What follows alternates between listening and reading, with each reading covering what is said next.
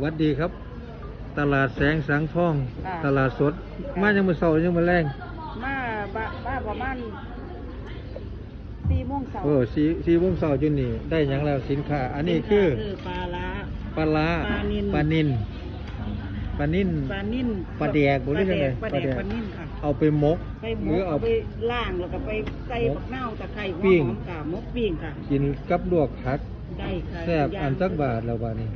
90ค่ะ2 โอ้ ตัว 90 บาทได้2ตัว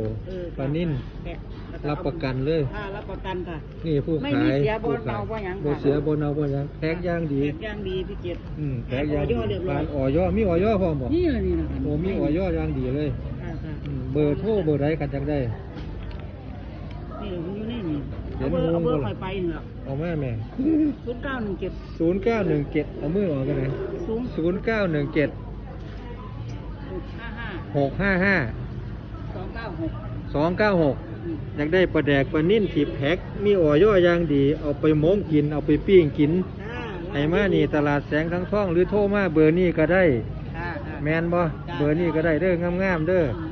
ตอนนี้เป็นหยังนี่ปลาแดกบองบ่นี่ ปลาแดกบองค่ะปลาแดกบองสกัดมา โอ้ จาก ปลา ตัวนี้ โอ้ปลาแดกบองสกัดมาจากปลานิ่น จ้าผ่านออยเรียบร้อย สุกเรียบร้อย สุกเรียบร้อย มีออย ออย มีออยสุกเรียบร้อย มีทุกอย่าง มีแมงดากับไม่แมง โอ้ ดา แมงดากับไม่แมงดา ผัดสุกเรียบร้อย แมงดาดังใดแมงดาแบบแมงดาหน้าแมงดาหยังนี่บ่ มันแน่นหน้าบ้านเฮานี่ โอ้เดี๋ยวเราแม่งแมงดาที่นี่เนาะ โอ้โหแมงดาบ้านเฮาเนาะ คันซื้อแล้วมันเอามามันสิมีโตแมงดา มี มี ออย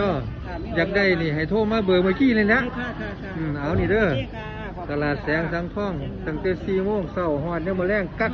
ตอนใดลูกค้ามี2 ถุง3 ถุงก็แล้ว โทร แต่ มาโหลดเบอร์นี่แล้วนี่นี่แหล้วมักแต่ปลาแดกนี่แหละเนาะ อืม เอานี่เด้อผู้ขายเด้อนี่เด้อ ค่ะ ยิ้มเล็กน้อยเนี่ย